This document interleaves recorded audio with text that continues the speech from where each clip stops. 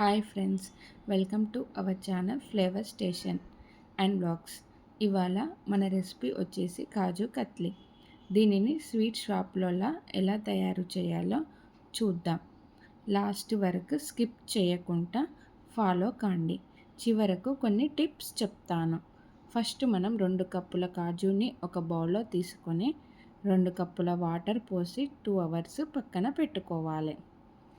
ఆలోపు 1 కప్ షుగర్ని మిక్సీ పట్టి దీనిని మనం పక్కన పెట్టుకోవాలి. తర్వాత 2 అవర్స్ నానబెట్టుకున్న కాజుని మెత్తని పేస్ట్ వలె ఎక్కడ కూడా ఉండలు లేకుండా పేస్ట్ చేసి దీన్ని పక్కన పెట్టుకోవాలి. తర్వాత స్టవ్ మీద ప్యాన్ పెట్టి సిమ్లో పెట్టుకొని ప్యాన్లో మనం పట్టి పెట్టుకున్న కాజు పేస్ట్ని వేసి కలపాలి.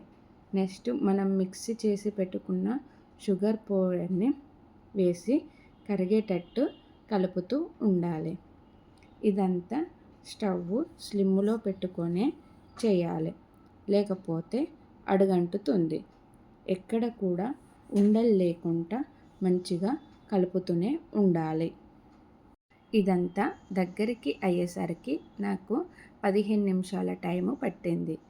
అది మనం తీసుకున్న క్వాంటిటీని బట్టి ఉంటుంది. ఇందులో తర్వాత మనం 1 టేబుల్ స్పూను యాలకుల పొడి వేసి కలపాలి.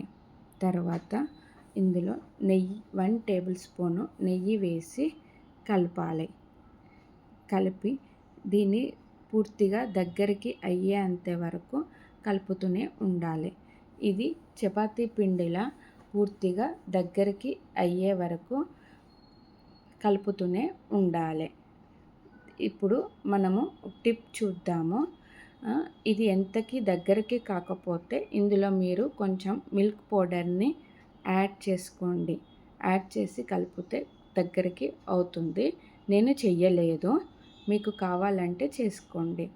తర్వాత దీన్ని చపాతీ పిండిలా కలుపుకొని రోల్ చేసి మనం దీన్ని డైమండ్ షేపులో కట్ చేసుకుంటే మనకు కాజు కత్లీ అనేది రెడీ అవుతుంది.